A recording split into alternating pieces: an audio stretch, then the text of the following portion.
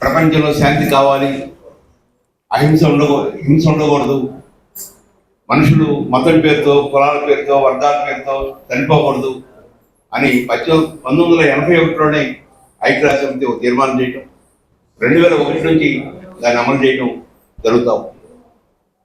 రెండవది, మన తెలుగు జాతి గర్వించదగ్గ గురిజాడ అప్పారావు గారు వారి 162వ జన్మదినోత్సవం ఈరోజు ప్రపంచంలో ఉన్న తెలుగు ప్రజలందరూ జరుపుకుంటున్నారు. గ్రాంధికంగా ఉన్న తెలుగు భాషని వ్యవహారికంగా మార్చి, ప్రజల భాషగా మార్చి, ప్రజలందరూ మాట్లాడుకునే వ్యవహారిక భాషలో దాన్ని తీసుకురావడం జరిగింది. వారికి గుడుగు రామమూర్తి గారు తోడయ్యారు. ఇద్దరు కలిసి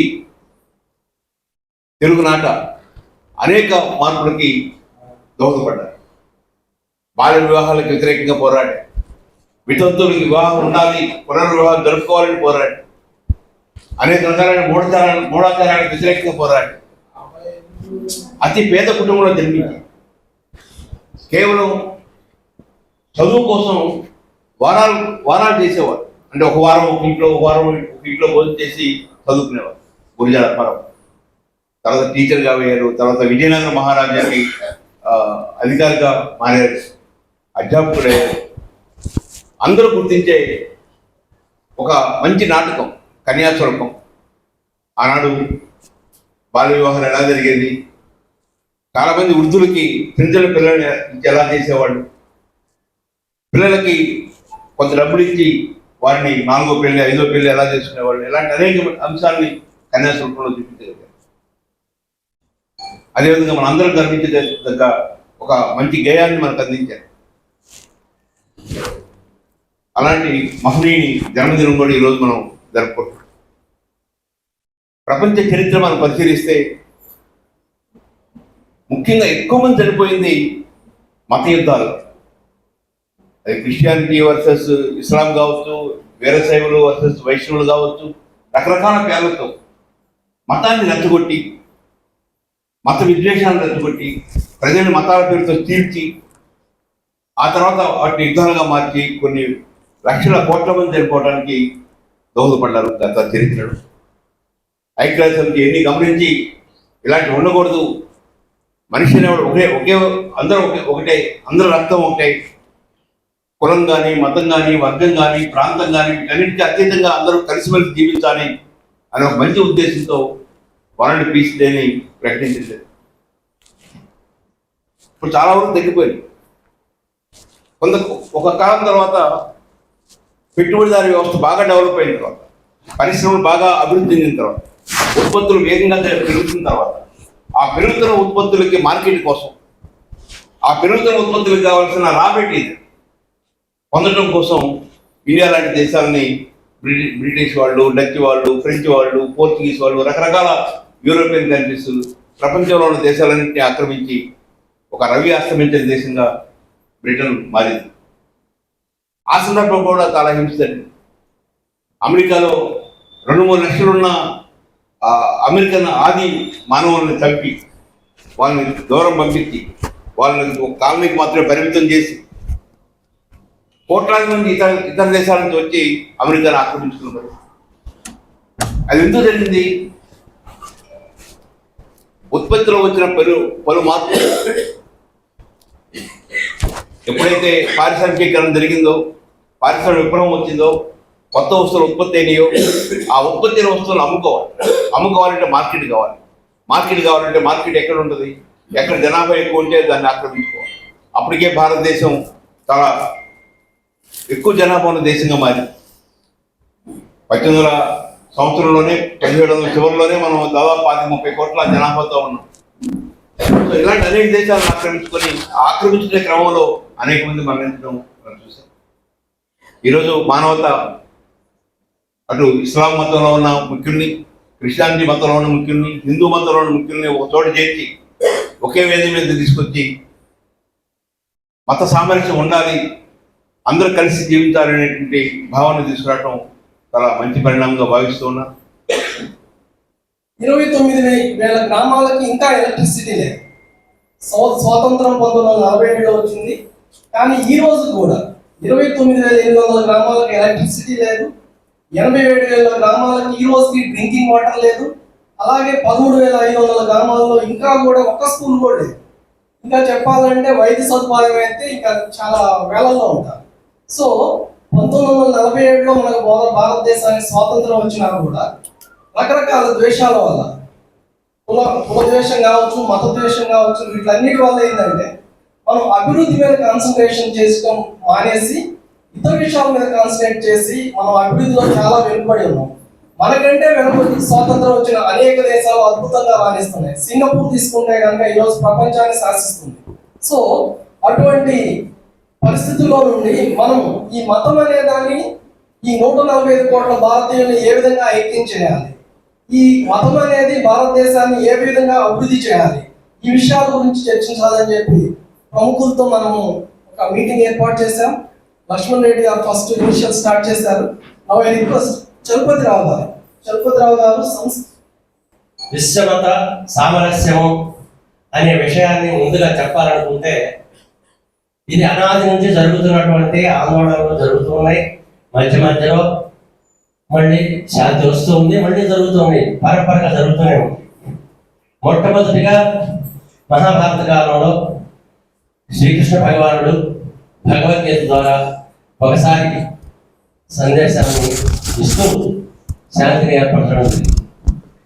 ఆ తర్వాత మళ్ళీ అనేక రకాలైనటువంటి మత వ్యాపారులు రూపులుగా విభజించబడి పాల్గొని దేశమంతా కూడా అల్లకల్లోలమైన సమయంలో మళ్ళా ఒక శివుని అవతారమే అనుకుంటాం శంకరాచార్య వారు ఉద్భవించి అఖండ అర్థార్థాన్ని చేయడం జరిగింది. నాలుగు పక్కన కూడా పీఠాలు స్థాపించి అన్ని మతాల వారిని కూడా సమన్వయపరిచి అద్వైత సిద్ధాంతం అనే ఒక సిద్ధాంతాన్ని తీసుకొని అందరినీ కూడా సమన్వయపరిచి అందరికీ సమాధానపరిచి మీకు తెలుసుకోవాల్సింది ఇది అని చెప్పి అందరినీ కూడా ఐకమత్యంగా ఒకటే అని చెప్పడం జరిగింది. ఆ విధంగా మళ్ళీ ఒకసారి మన ప్రథమ సహస్రాబ్దిలో జరిగింది. మళ్ళీ తర్వాత రాజులు దండయాత్రలు ఈ విధంగా జరుగుతూ ఉన్నాయి. మళ్ళీ పరంపరగా జరుగుతూ ఉంటే మళ్ళీ ఒక యువకుడు ఉద్భవించాడు, స్వామి వివేకానంద. అతను మామూలుగా భారతదేశంలోనే కాదు, ప్రపంచ దేశాలను కూడా పర్యటించడం జరిగింది. అతను తీసుకున్న ఆయుధం కూడా వేదజ్ఞానం. త్రయీ సాంఖ్యం యోగ పశుపతి మతం వైష్ణవమితి ప్రభిన్నే ప్రస్థానే పరమిదం పచ్చమితి చ రుచినాం వైచిత్ర్యా రుజుకొటిన గణాపటేషాం నృణాం ఏకో గమ్యస్త్వమసి పయసాం అర్ణవైవా. నదులన్నీ కూడా ఎక్కడెక్కడ వర్షాలు కురిసిన నదులన్నీ కూడా ఏ విధంగా సముద్రంలో కలుస్తాయో ఆ విధంగా మనం ఎన్ని విభిన్నమైనటువంటి మతాలు, ఎన్ని అభిప్రాయాలు కలతలు చేసుకున్నా పరమాత్మ ఒక్కడే అనే సిద్ధాంతాన్ని తీసుకొని అమెరికాలో మొట్టమొదటి సర్వమత సమ్మేళనంలో మొట్టమొదటి చెప్పినటువంటి శ్లోకం ఇది. ఆయన పరిచయమే మై డియర్ ఏమన్నాడు, సోదరి మనడు అన్నాడు. ఆ ఇంగ్లీష్ పదం ఇది కాదు, ఇంగ్లీష్ అని చెప్పాడు అనుకోండి.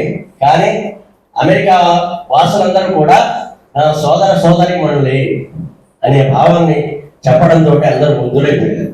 ఇటువంటి భావాన్ని మనం పెంచుకోవాలి.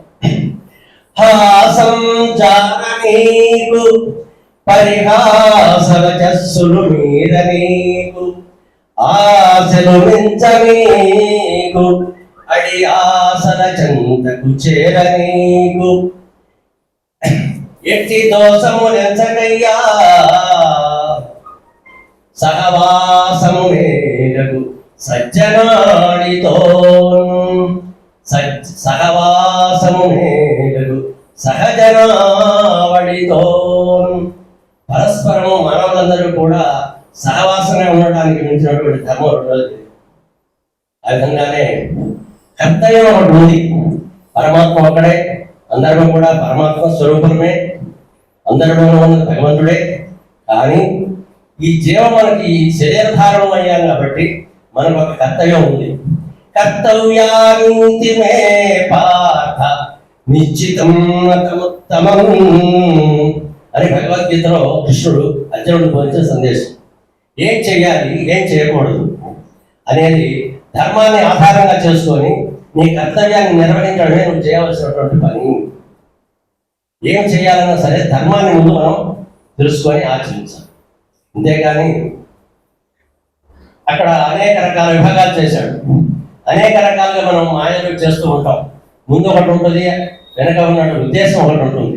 ఆ విధంగా కాకుండా ధర్మం కోసం యుద్ధం చెయ్యి, అంతేగాని అధికారం కోసం భోగాల కోసం కాదు అనే ఒక సూక్ష్మాన్ని చెప్పి ఆ రోజు అర్జునుడిని ప్రేరేపణ చేసి క్షయమైనా సరే శాంతిని నెలకొల్పడం అనే ఒక పరమ లక్ష్యం కోసం హింసని కూడా చేయవలసి వచ్చింది. అలాగే ఇవాళ కూడా మనకందరికీ కూడా శంకరాచార్యులు అంటారు అంతా బ్రహ్మమే, కానీ స్వయం బ్రహ్మ స్వయం విష్ణు స్వయంద్ర స్వయం శివ స్వయం విశ్వమిదం సర్వం స్వస్మాదన్యన్న కించన. ఈ నేను అనే దాన్ని తెలుసుకోవడంలోనే మనం పొరపాటు అవుతాం. నీవు శాంతిని పొందనిదే నువ్వు శాంతి ఏమిస్తావు? ముందు మనకు శాంతి ఉందా? ఆ శాంతిని మనం గ్రహించామా, పొందామా, తెలుసుకున్నామా అనేది ముందు మనం తెలుసుకోవాలి. సమిష్టి వ్యష్టి రూపోగో సమిష్టి వ్యష్టి రూపోగో పరార్థో సుఖ దుఃఖదో. ఈ సృష్టిలో రెండే ఉన్నాయి, అనేకమేమి లేవు. మనం అనేక భావాలతోటి అనేక భిన్నాభిప్రాయాలతోటి వెతుకుతున్నాం, కానీ ఉన్నది ప్రతిదీ కూడా రెండుగానే ఉన్నాయి. పగలు చీకటి, పురుషుడు స్త్రీ, ప్రకృతి వికృతి, వెలుగు చీకటి, ఇలా అన్ని రెండుగానే ఉన్నాయి. దీన్నే ద్వంద్వం అంటాం, అదే జగత్తు. అయితే దీన్ని తెలుసుకుంటే నీకు శాంతి వస్తుంది. నీకు శాంతి వస్తే ఆటోమేటిక్గా ప్రతివాడు కనుక శాంతిని కోరుకుంటే ఆటోమేటిక్గా విశ్వశాంతి వస్తుంది. సమిష్టి వ్యష్టి సమిష్టి ఈశ్వరో వ్యష్టి జీవో వేదాంత డిండిమః. వేదాంతం అనే ఢంకా మోగించి చెప్తున్నాడు శంకరాచార్యులు. ఏమని? సమిష్టి వ్యష్టి, సమిష్టి రూపం ఈశ్వరుడు అంటే జగత్తులో ఉన్నటువంటి క్రిమి కీటకాదులు సహా చరాచర జగత్తంతా కూడా బ్రహ్మస్వరూపమే. ఇక్కడ మనం కల్పించుకున్నవన్నీ కూడా, ఈ మతాలన్నీ కూడా ఒకటి భ్రమ. మతం అనే దానికి వేదంలో చెప్పాలంటే అభిప్రాయం అని అర్థం సంస్కృతం. ఇంకా మతాలు ఎక్కడ ఉన్నాయి? ఎవరెవరి అభిప్రాయాలు వాడుకుంటాయి, సహజం. వివేకానందుడు అంటాడు, భేదే అభేద జ్ఞానం, భిన్నత్వంలో ఏకత్వాన్ని సాధించడమే జ్ఞానము. అంటే వ్యతిరేకించేవాడు ఉన్న దోషాన్ని చర్చించి పరిష్కారం చేసుకుంటే అది జ్ఞానం. అంతేగాని కొట్టుకోవడం జ్ఞానం కాదు, నేను గొప్ప అనుకోవడం కాదు, జ్ఞానం కాదు. కాబట్టి ఇటువంటి జ్ఞానాన్ని కనుక మనం తెలుసుకొని మన ఆధ్యాత్మికాన్ని కనుక పరిపూర్ణత తెలుసుకోగలిగితే, వేదం అంటేనే విత్ అనే ధాతువు నుంచి వస్తుంది.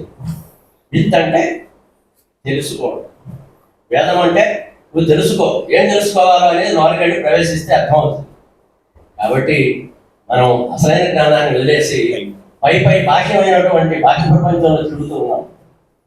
సర్వబాధా ప్రశమనం తత్వజ్ఞానం కేవలం. అన్ని బాధలకు కూడా పరిష్కారం తత్వజ్ఞానమే. తత్వం అంటే సత్యం. తత్వం అనే దాంట్లో ఎన్ని 2 అక్షరాలు ఉన్నాయి, కానీ అక్కడ చెప్పిన అర్థం కూడా అదే. తత్ అంటే ఇంగ్లీష్లో స్పెల్లింగ్ చేసుకుంటే ఏమవుతుంది? దట్ అవుతుంది. దట్ అంటే అది. ఏమిటి? త్వం. త్వం అంటే నీవు. ఆ పరమాత్మ ఎవరో కాదు, నీవు అని ఒక చిన్న పదంలో వేదం మనకు తెలియజేసింది. అదే మహావాక్యమైనటువంటి తత్వమసి. ఈ విధమైనటువంటి పరమాత్మ జ్ఞానాన్ని కనుక మనం తెలుసుకోగలిగితే మీకు శాంతి కలుగుతుంది, విశ్వానికి పరివాడికి కూడా శాంతిని ఇవ్వగలవు. ఆ విధంగా విశ్వశాంతి కూడా కలగడానికి అవకాశం ఉంది. అంతేకాని ఇక్కడ నేను హిందూ మతం గొప్ప అని, హిందూ మతాన్ని ఏదో ఇదనే కాదు, దాని ప్రకారం నేను చెప్పడం లేదు. విశ్వమతం అనేది ఒక్కటే ఉంది. ఇది వివేకానందుడు చెప్పినటువంటి పైన చెప్పింది.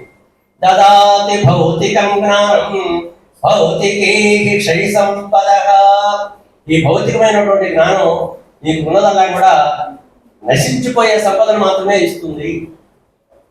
ఆధ్యాత్మికం తు విజ్ఞానం దదాత్యానందమక్షయం.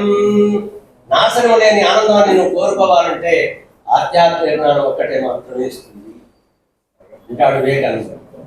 కాబట్టి అటువంటి ఆధ్యాత్మిక జ్ఞానానికి మనం ప్రవేశించగలిగితే మనకి శాంతి, విశ్వానికి శాంతి, సమాజానికి శాంతి. సమయం ఎక్కువ తీసుకున్నాను, క్షమించాలి. చెప్పుతున్న గారు థ్యాంక్ యూ అండి. మానవతా తరపున కృతజ్ఞతలు తెలియజేస్తున్నాం. ఈ మానవతా స్వచ్ఛంద సేవా సంస్థకి రావటం నేను మొదటిసారి కాబట్టి నన్ను నేను పరిచయం చేసుకుంటాను. నా పేరు మిర్జా గఫార్ బేగ్. గుంటూరు నగరంలోని ఆనందపేటలో నివాసం ఉంటాను. వృత్తిరీత్యా ప్రింటింగ్ ప్రెస్ను నిర్వహిస్తున్నాను. ప్రవృత్తిరీత్యా ఇస్లామీ ధార్మిక విషయాలపై అనేక చోట్ల ప్రసంగాలు, దూరదర్శన్, సిటీ ఛానల్స్ నందు ఆ ప్రసంగాలు ప్రత్యేకంగా ఉంటాయి. మొన్న 16వ తారీఖు మీలాదున్ నబీ సందర్భంగా దూరదర్శన్లో ఒక 30 నిమిషాల ప్రసంగం ఇవ్వడం జరిగింది. అలాగే సిటీ కేబుల్ అమరావతిలో కూడా 30 నిమిషాల ప్రసంగం జరిగింది. ఈ సందర్భంగా నన్ను రమేష్ గారు ఈ కార్యక్రమానికి మొదటిసారిగా ఆహ్వానించడం జరిగింది కాబట్టి నేను సమయం తీసి రావడం జరిగింది. లాల్ వజీర్ గారు మా నాన్నగారి స్నేహితులు. వారు చెప్పారన్నమాట, అమీర్ చందోలి గారి అబ్బాయి గఫార్ బేగ్ గారు ప్రస్తుతం ఈ కార్యక్రమాన్ని నిర్వహిస్తున్నారు కాబట్టి వారిని పిలవండి. ముందుగా నన్ను ఇలా ఈ కార్యక్రమానికి పిలిచినందుకు మానవతా సేవా సంస్థ వారికి కృతజ్ఞతలు తెలియజేస్తున్నాను. ఇక్కడకు అంతర్జాతీయ శాంతి దినోత్సవం సందర్భంగా ఇచ్చేసిన శాంతి కాముకులైన మీ అందరికీ కూడా హృదయపూర్వకంగా నమస్సుమాంజలి తెలియజేస్తున్నాను. నేడు ప్రపంచం అశాంతితో అలజడిలో కునారిల్లుతున్న విషయం సుస్పష్టం. ప్రతి చోట ఉగ్రవాదం, దౌర్జన్యం, అణచివేత కొనసాగుతున్నాయి. మానవాళి విలువైన ప్రాణాలు బలైపోతున్నాయి. ఈర్ష్య, అసూయ, కక్ష, ద్వేషం, పగ, ప్రతీకారం మనుషుల్లో తిష్ట వేసుకొని మనిషి తన తోటి మనిషి పట్ల విషప్రాయంగా తయారవుతున్నాడు. బుద్ధిని, భావావేశం అధిగమించి సమాజ ప్రయోజనాల కంటే స్వప్రయోజనాలే ప్రాధాన్యత పెరిగిపోయి శుష్కమైన నినాదాల వెంట మనిషి పిచ్చివాడిలా పరిగెత్తి మానసికత రుగ్మతల పాలవుతున్నాడు. ఇటువంటి రుగ్మతలు మానవులను అధోగతితో కూడిన మరణం వైపుకు దారిస్తాయి. అదేవిధంగా సంకుచిత దృష్టి, స్వార్థపరత్వం, అహంకారం మొదలైన దుర్గుణాలు కేవలం ఏదో ఒక వర్గానికే పరిమితం కాకుండా ప్రపంచవ్యాప్తంగా కలిగి ఉన్నాయనటం నగ్న సత్యం. అందుకే ప్రపంచంలో ఏ మూల శాంతి అనేది కనిపించడం లేదు. నేడు ప్రపంచం ఎంతగానో అభివృద్ధి చెంది, ప్రజల విజ్ఞానము అభివృద్ధి చెంది, సంస్కృతి, నాగరికతలు కూడా అభివృద్ధి చెందాయి. విజ్ఞానం ఎంతగా అభివృద్ధి చెందుతుందో మానవుల మధ్య అంతరాలు కూడా అంతగా పెరుగుతున్నాయి. ఇలా ఎందుకు జరుగుతుంది, దీనికి గల కారణాలు ఏమిటి అని పరిశీలిస్తే ఇటువంటి పరిస్థితుల్లో ఇస్లాం ఏమని సందేశం ఇస్తుంది అనే ప్రశ్న ఉత్పన్నం అయినప్పుడు ఈ ప్రశ్నకు సరి అయిన సమాధానం ప్రస్తుత మానవాళి పతనావస్థకు కారణాలు మనకు దైవదత్త గ్రంథమైన పవిత్ర ఖురాన్ మరియు మహమ్మద్ వారి హదీసుల ద్వారా బోధపడతాయి. ఇస్లాం శాంతి గురించి ఏమని వివరిస్తుందో తెలుసుకుందాం. దివ్య ఖురాన్ నందు సూరా ఖసస్ నుండి 77వ వాక్యంలో దైవం ఇలా హెచ్చరిస్తున్నాడు: అల్లాహ్ నీకు ప్రపంచంలో ఇచ్చి ఉన్న దాన్ని చక్కపరుచుకో. దైవం నిన్ను కనికరించినట్లు నీవు కూడా ఇతరులపై కనికరించు. మరియు భూమిపై కల్లోలాలను రేపకు, కల్లోలాలను సృష్టించే వారిని అల్లా దైవం ఇష్టపడడు అని. ప్రస్తుతం మనం గడిస్తున్న విజ్ఞానమంతా సమాచారం కోసం, భౌతిక లాభాల కోసం మాత్రమే పరిమితమైపోయింది. ఇందులో మానవత్వం, సానుభూతి, సేవా తత్పరత లోపించాయి. విజ్ఞానార్జన కోసం కనపట్టబడిన పలు ప్రచార సాధనాలు నేడు మానవుల మధ్య గల అనురాగాలను, సానుభూతిని, సేవాభావాన్ని ప్రతిబింబించడానికి బదులు అసభ్యతకు ఆలవాలమై హేయమైన దృశ్యాలను, హింసాత్మకమైన దృశ్యాలను చూపించేవిగా మారిపోయి సమాజంలో నేరపూరిత మనస్కులు రూపొందేందుకు దోహదపడుతున్నాయి. భోగలాలస విలాసాలకు బానిసైన నేటి మనిషి అసంబద్ధమైన కోరికలు, ధనం పైన తీవ్రమైన వ్యామోహం పెంచుకొని ఆ కోరికలను తీర్చుకోవటానికి, ధనాన్ని అక్రమ పద్ధతుల్లో పొందటానికి, ఘోర నేరాలు చేయటానికి సైతం వెనుకాడిని స్థితికి చేరుకున్నాడు. ఇటువంటి పతనావస్థ నుండి రక్షణ పొందాలంటే మనం దైవ గ్రంథమైన ఖురాన్ షరీఫ్ను, మానవ మహోపకారి చివరి ప్రవక్త హజరత్ మహమ్మద్ ముస్తఫా సల్లల్లాహు అలైహి వసల్లం వారి పవిత్ర మార్గదర్శకాలను ఆచరించాలి. ఇవి దారి తప్పిన మానవ జాతిని అప్రతిష్ట అనే లోయ నుండి వెలికి తీసి గౌరవ ప్రతిష్టలు మరియు సాఫల్యానికి చెందిన ఉన్నత స్థాయికి చేరవేస్తాయి. ఇస్లాం సర్వమానవ సమానత్వాన్ని, సోదరభావాన్ని బోధిస్తుంది. కాబట్టి మానవుని ఔన్నత్యం, గొప్పతనం అనేవి వంశం, వర్ణం, కులం, మతం మొదలైన వాటిపై ఆధారపడి లేదు. దైవ భీతి, పరిశుద్ధత, సత్కార్యాలు, ప్రవర్తన మొదలైన వాటిపోనే అవి ఆధారపడి ఉన్నాయి అని సర్వ సృష్టికర్త సర్వేశ్వర ప్రభు అయిన అల్లాహు తాలా తన పవిత్ర గ్రంథమైన ఖురాన్లో పేర్కొంటున్నాడు. ప్రపంచవ్యాప్తంగా ఉగ్రవాదం యొక్క విలయ తాండవానికి మానవాళి రక్తపుటేరులో కొట్టుమిట్టాడుతుంది. కొన్ని కుటిల శక్తుల దుష్ప్రచారం కారణంగా ఇస్లాం పట్ల అనుమానపు బీజాలు మహావృక్షాలుగా ఎదిగి ఇస్లాం అంటే హింస అని విషపూరిత భావాన్ని ప్రజల హృదయాల్లో క్రమంగా గూడుగట్టుకుంటుంది. ఇది అత్యంత దుష్పరిణామం. నిజానికి ఇస్లాం అంటే శాంతి అనే అర్థం ఉంది. శాంతిని ఆశ్రయించిన వ్యక్తి ముస్లిం. అంటే నిజమైన ముస్లిం తన చేతల ద్వారా కానీ, తన వాక్కుల ద్వారా కానీ ఎవరికి ఎటువంటి నష్టాన్ని కలిగించకుండా శాంతియుతంగా జీవనం సాగించాలి.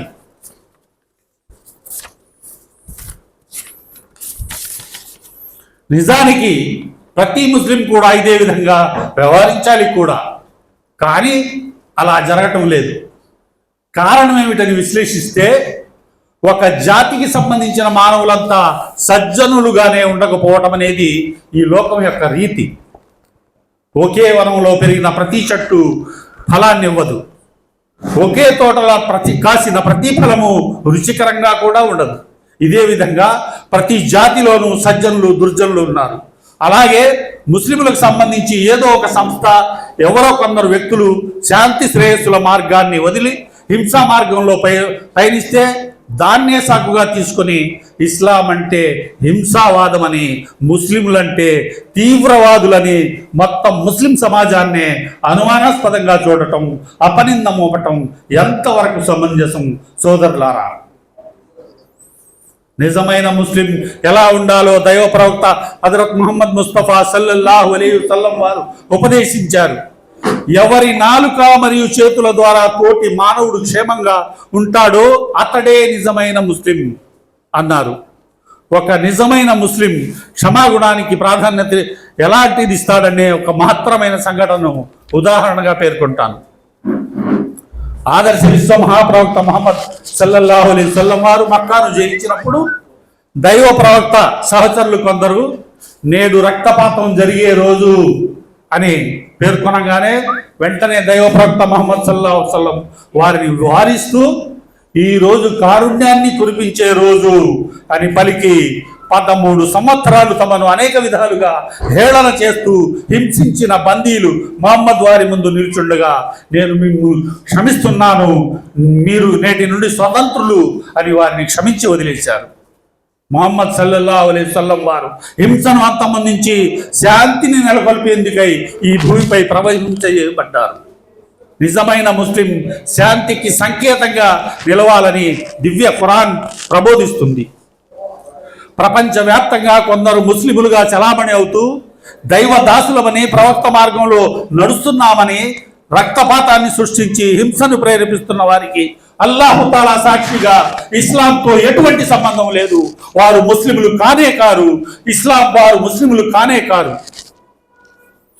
నిజమైన ముస్లిం ప్రపంచానికి శాంతి అందించాలని ఇస్లాం ధర్మం బోధిస్తుంది. ప్రపంచ మానవ జాతంతా శాంతియుతంగా జీవించడాన్నే ఇస్లాం ఇష్టపడుతుంది. ధర్మయుద్ధం పేరుతో హింసకు పాల్పడే దౌర్జన్యవాదులకు, రక్తపాతం సృష్టించే ఆలోచనలకు ఇస్లాంలో ఏమాత్రం చోటు లేదు. నిజమైన ముస్లిం అంటే సృష్టికర్తకు విధేయుడు, శాంతి కాముకుడు. అన్ని మతాల సంబంధించిన ప్రార్థనాలయాలు మనిషి యొక్క అహాన్ని వదిలించి అజ్ఞానాన్ని పారదోలి మానవత్వంతో కూడిన ఓర్పు సహనాలను స్థిరపరిచి దారి తెన్ను తెలియక తచ్చాడే మనుష్య జాతికి రక్షణ మార్గాన్ని చూపించే విశ్వవిద్యాలయాలు. ఏ ధర్మమైనా ఇతర ధర్మాలపై ద్వేషభావాన్ని ప్రకటించమని చెప్పలేదు. ఉదాహరణకు భగవద్గీతలో ఇలా ఉంది: సర్వధర్మాన్ పరిత్యాజ్య మహం ఏకం శరణం వ్రజ అహం త్వా సర్వపాపేభ్యో మోక్షయిష్యామి శుభో. సర్వధర్మాలు పవిత్రమైనవే. ఏ ధర్మమైనా ఇతరుల ధర్మాలను కించపరచడానికి కానీ, అవహేళన చేయడానికి కానీ ఆవిర్భవించలేదు. కానీ మానవుడు నా నేహం విడనానంత వరకు మోక్షాన్ని పొందలేడు అని.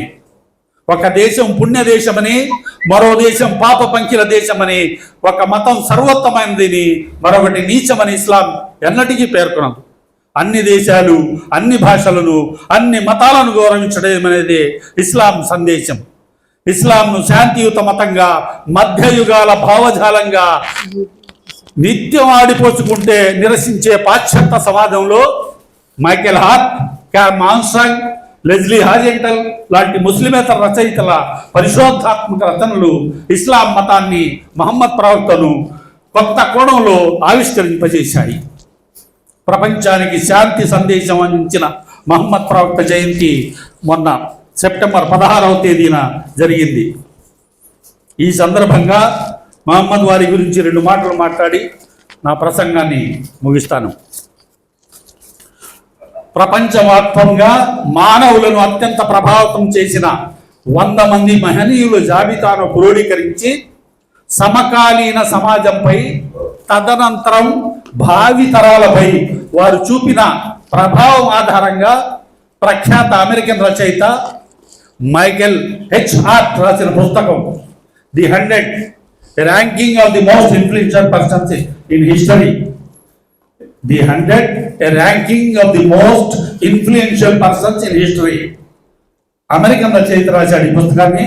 1978వ సంవత్సరంలో ముద్రించబడి ఇప్పటికి 7 లక్షల కాపీలకు పైగా అమ్ముడుపోయిన ఈ పుస్తకం, 15 ప్రపంచ భాషల్లో అనువదించబడిన ఈ పుస్తకంలో అగ్రస్థానాన్ని ఇస్లాం మత ప్రవక్త మహమ్మద్ సల్లల్లాహు అలైహి వసల్లం వారికి ఇస్తూ రచయిత ఏమంటున్నాడంటే, సంఘ సంస్కర్తగా, తత్వవేత్తగా, సైన్యాధ్యక్షునిగా, పరిపాలనాధికారిగా ఇలా అనేక రంగాలలో సమూల మార్పుల్ని ప్రవేశపెట్టడమే కాకుండా మతం మరియు లైంగిక సంబంధ విషయాలు రెండింటిలోనూ తిరుగులేని విజయాలను అందించిన మహమ్మద్ ప్రవక్త వారికి 1వ ర్యాంక్ ఇవ్వటం సముచితం అని పేర్కొంటున్నాడు రచయిత.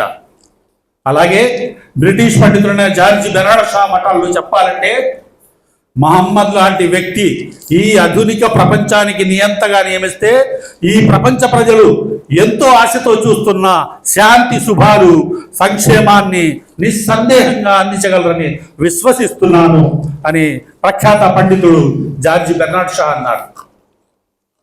ఇక మన భారత జాతిపిత మహాత్మా గాంధీజీ మహమ్మద్ సల్లల్లాహు అలైహి వసల్లం వారి గురించి 1928వ సంవత్సరంలో యంగ్ ఇండియా అనే పత్రికలో రాసిన వ్యాసంలో ఇలా పేర్కొంటున్నారు: మహమ్మద్ వారి జీవిత చరిత్రను పూర్తిగా చదివిన నాకు వారి నిరాడంబరత, జీవన శైలి, త్యాగ నిరతి, దృఢ సంకల్పం, దైవం పట్ల అచంచల విశ్వాసం, తమ ధ్యేయం పట్ల సంపూర్ణ విశ్వాసం వంటి ఉత్తమ గుణాలతోనే ఇస్లాం గొప్ప ఉన్నతిని సాధించింది. కానీ కొంతమంది విమర్శిస్తున్నట్లు ఇస్లాంకు గొప్ప పేరును స్థానాన్ని తెచ్చింది ఖడ్గం మాత్రం కానే కాదు అనే విషయాన్ని మహాత్మా గాంధీ యంగ్ ఇండియా అనే పత్రికలో తన వ్యాసంలో రాసుకున్నారు. అన్ని మతాల్లోనూ శాంతి దూతలు ప్రపంచ శాంతికై పాటుపడ్డారు. వారిని ఆదర్శంగా తీసుకొని నేటి సమాజం ప్రపంచ శాంతిని కోరుకుంటూ జీవనం సాగించాలని అభిలషిస్తూ ఆ దిశగా దైవం మనల్ని ముందుకు నడిపించే శక్తిని ప్రసాదించాలని దైవాన్ని కోరుకుంటూ నాకు ఈ అవకాశాన్ని కల్పించిన మానవ సేవ స్వచ్ఛంద సేవ వారికి మరోసారి కృతజ్ఞతలు తెలియజేస్తూ ముగిస్తున్నాను. యేసుక్రీస్తు ప్రభువారు తెలియజేసింది ఒకటే. యేసుక్రీస్తు ప్రభువారి లోకానికి సర్వలోకములకు శాంతికరమై ఉన్నాడు అని దేవుడి వాక్యం తెలియజేస్తుంది. యేసుక్రీస్తు ప్రభువారు ఈ లోకానికి వచ్చింది దేనికంటే, ఈ లోకంలో చాలా మంది సుమారుగా 850 కోట్ల మంది ప్రజలు ఉండొచ్చు. మేము ఈ 850 కోట్ల మంది ప్రజలు అపవాది యొక్క ఉరిలో చిక్కుకొని చీకటి ప్రపంచంలో జీవిస్తూ కులాల పేరట మతాల పేరట రకరకాల భావాలతో రకరకాల కక్షలతో రకరకాల విభేదాలతో ఒకరితో ఒకరికి గౌరవం లేకుండా జీవిస్తూ ఉన్నటువంటి సమాజంలో మరి యేసుక్రీస్తు ప్రభు వారి లోకానికి వచ్చి ఆయన ఏం చేశారంటే ప్రతి ఒక్కరిలో ఆ మంచి శాంతిని నెలకొల్పాలి అని చెప్పి ఆయన లోకానికి రావడం జరిగింది. ముఖ్యంగా చెప్పాలంటే ఒక మాట ఉంది, where is the unity there is deity అని ఉంది ఇంగ్లీష్ లో ఒక సామెత. అంటే ఎక్కడైతే యూనిటీ ఉందో అక్కడ దైవత్వం ఉంది. దైవత్వం అంటే ఏదో కాదు, నలుగురు కలిసి ఉన్నదే దైవత్వం. ఎక్కడైతే 2-3 కూడి ఉంటారో అక్కడ దేవుడు ఉన్నాడు. ఇక్కడ నాకు చాలా సంతోషం వచ్చింది ఈ సేవా సంస్థ ద్వారా. చూడండి, మరి అందరినీ ఇన్వైట్ చేసి మరి ఎవరెవరు విమర్శించుకోకుండా అందరినీ గౌరవిస్తూ ఈ సమానత్వం ఇదే unity. Where is the unity there is deity అంటే అక్కడే దైవత్వం ఉంది. దేవుడు ఎక్కడ ఉన్నాడంటే అందరూ కలిసి ఉన్న చోటనే దేవుడు ఉన్నాడు. కానీ విడివిడిగా విభేదాలు కలిగి ఆ కక్షలు కలిగి ఉన్న చోట దేవుడు లేడు అనేది మనకు బైబిల్ బోధించేది. కాబట్టి ఈ ప్రపంచంలో 15 రకాల జాతుల వారు ఉన్నారంట. ఈ ప్రపంచంలో 15 రకాల జాతుల వారు ఏం చేస్తా ఉన్నారంటే దేవుడు చూపించేటువంటి ఆ శాంతికి దూరమై అపవాది చూపించేటువంటి ఆ చీకటి ప్రపంచంలో చీకటి లోకంలో జీవిస్తున్నారు. అయితే యేసుక్రీస్తు ప్రభువారు వచ్చి ఒకే ఒక్క మాట ఏంటంటే, నిన్ను వలె నీ పొరుగు వారిని ప్రేమించుము అనేటువంటి ఆ ఒక్క మాట చేత ఆ 15 రకాల జాతుల వారిని నిర్మూలన చేసి మనమందరము ఒకటే అనేటువంటి ఆ మంచి భావాన్ని తెలియజేశారు ప్రభు అయిన యేసుక్రీస్తు ప్రభువారు. ఈ లోకంలో అపవాది అనేటువంటి వారు ప్రజలందరినీ తన యొక్క ఆలోచన చేత ఏం చేశాడంటే అందరినీ మోసపుచ్చి మాయ చేసి తన వైపుకు త్రిప్పుకొని ఒకరంటే ఒకరికి విలువ లేకుండా, మోరల్ వాల్యూస్ లేకుండా, గౌరవం లేకుండా, పెద్ద చిన్న, తల్లి తండ్రి అన్నదమ్ములు అక్కచెల్లెలు అనేటువంటి భావము లేకుండా ఒకరంటే ఒకరికి పడకుండా చేస్తున్నాడు అపవాది అనేటువంటి వాడు. అయితే అలాంటి చీకటి సామ్రాజ్యాన్ని కూలద్రోయటం కొరకు యేసుక్రీస్తు ప్రభువారు ఈ లోకానికి వెలుగుగా వచ్చాడు. వెలుగుగా వచ్చి ఆయన ఏం చేశాడంటే, క్యాండిల్ ఏ విధంగా అయితే వెలుగుతుందో ఆ విధంగా ఈ లోకములో ఆయన కలిగిపోయి తనను తాను కలిగిపోయి లోకానికి వెలుగును నింపాడు అనేది పరిశుద్ధ గ్రంథం తెలియజేస్తుంది. యేసుక్రీస్తు ప్రభువారు ఈ ప్రపంచానికి ఈ లోకానికి ఒక వెలుగుగా వచ్చి చీకటిలో ఉన్న ప్రజలందరినీ వెలుగులోనికి నడిపించాడు. అపవిత్రతలో ఉన్న ప్రజలందరినీ పరిశుద్ధతలోనికి నడిపించాడు. పగ ద్వేషాలతో రగులుతున్నటువంటి సమాజాన్ని శాంతియుతంగా శాంతి సమాజంలోనికి నడిపించాడు అని చెప్పి ఈ పరిశుద్ధ గ్రంథం తెలియజేస్తుంది. కాబట్టి ఈ మంచి కార్యక్రమానికి నన్ను పిలిచిన పెద్దలకు ఇప్పటిదాకా వినినటువంటి మీ అందరికీ ప్రత్యేకంగా శుభములు తెలియజేస్తూ ఈ మాటలతో ముగిస్తున్నాను. నిన్ను వలె నీ పొరుగు వారిని ప్రేమించు. అది మనం చేయగలిగితే కనుక, అది మనం ఆచరించగలిగితే కనుక కుటుంబంలో, సంఘంలో, సమాజంలో, దేశంలో, ప్రపంచంలో కంపల్సరిగా శాంతి ఉంటుంది.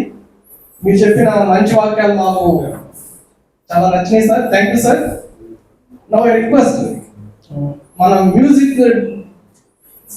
మ్యూజిక్ మాస్టర్ గారు మానవత ప్రపంచ శాంతిగా ఒక చిన్న సాంగ్ పాడతారు. నారాయణ నారాయణ అల్లా అల్లా, మా పాలిటి తండ్రి మీ పిల్లల మేమెల్లా. నారాయణ నారాయణ అల్లా అల్లా, మా పాలిటి తండ్రి మీ పిల్లల మేమెల్లా. మతమన్నది నా కంటికి మసకైతే, మతమన్నది నా మనసుకు మొబ్బైతే, మతమన్నది నా కంటికి మసకైతే, మతమన్నది నా మనసుకు మొబ్బైతే, మతం వద్దు గితం వద్దు మారణ హోమం వద్దు, మతం వద్దు గితం వద్దు మారణ హోమం వద్దు. నారాయణ నారాయణ అల్లా అల్లా, మా పాలిటి తండ్రి మీ పిల్లల మేమెల్లా. నారాయణ నారాయణ అల్లా అల్లా, మా పాలిటి తండ్రి మీ పిల్లల మేమెల్లా. వేషాలు రోషాలు తెచ్చేదే మతమైతే, కలహాలు కక్షలు కలిగించేదే మతమైతే. వేషాలు రోషాలు తెచ్చేదే మతమైతే, కలహాలు కక్షలు కలిగించేదే మతమైతే. మతం వద్దు గితం వద్దు మాయా మర్మం వద్దు, మతం వద్దు గితం వద్దు మాయా మర్మం వద్దు. నారాయణ నారాయణ అల్లా అల్లా, మా పాలిటి తండ్రి మీ పిల్లల మేమెల్లా. నారాయణ నారాయణ అల్లా అల్లా, మా పాలిటి తండ్రి మీ పిల్లల మేమెల్లా.